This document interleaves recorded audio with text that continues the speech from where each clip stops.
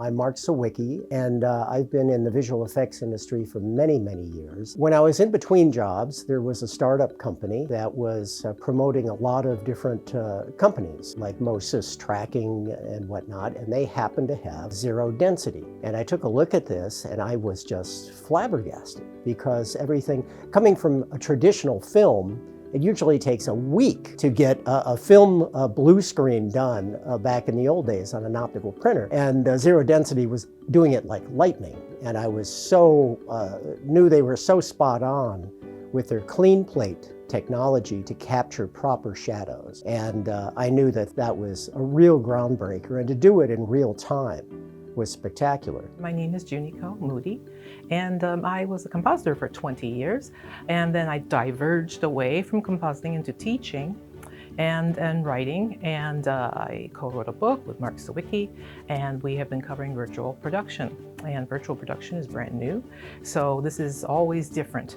Everything is different, everything is new. And so when I saw this, I thought, well, gee, I'm kind of in between things, and they made a big chapter in my book. It's called Filming the Fantastic, Filmmaking on the Digital Backlot, so to speak.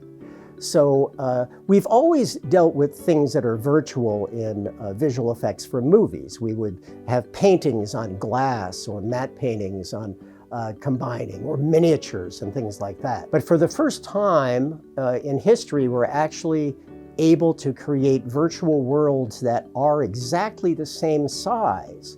See, a miniature, combining that with a live action works great, but it has certain limitations to it. Now, the Unreal game engine actually makes sets that are meter for meter, foot by foot, exactly the same as a live action environment. The book is about the transition between the traditional visual effects art and the new virtual production art, and melding those two virtual worlds and real worlds together, which can sometimes be very spooky. You have to have a seance to figure out what's what's in the spirit world of virtual, and don't stand there, there's a thing there, something like that. At that time, it was, I perceived it to be something that was like an integrative platform. It kind of integrates all these other things and then pipes it out into one image. And so when we were at NAB, we saw your booth and we saw the display,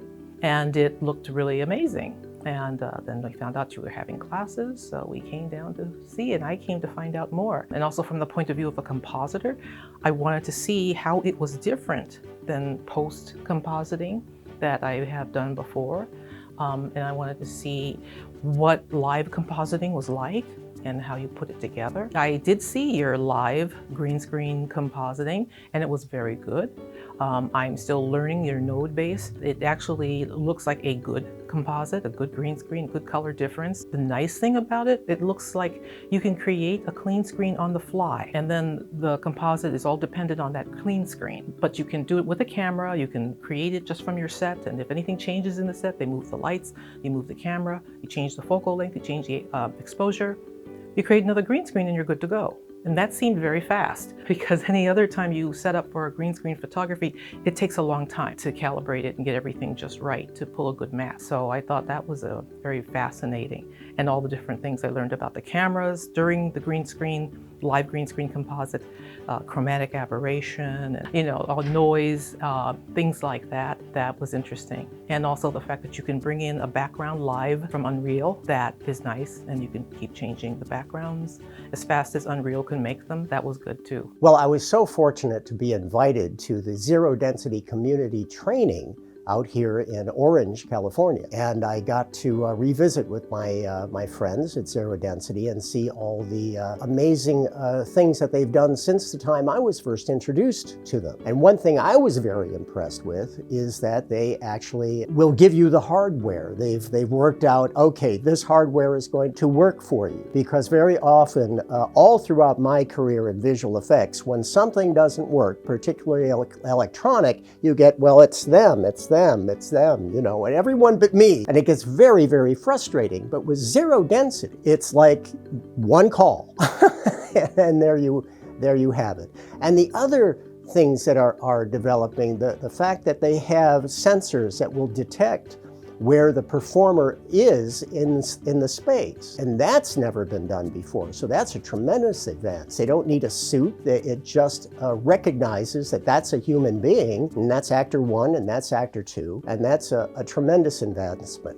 What I really want to see is to have more adoption in the United States for feature filmmaking, because I think this tool is more than ready for it, because it addresses all these different things. They're not a question that I can trip them up with. I say, yeah, well, what about this? And they'll say, oh, well, we do that. Oh, okay. The only thing I did know that they can't do is turn lead into gold, but they're working on it.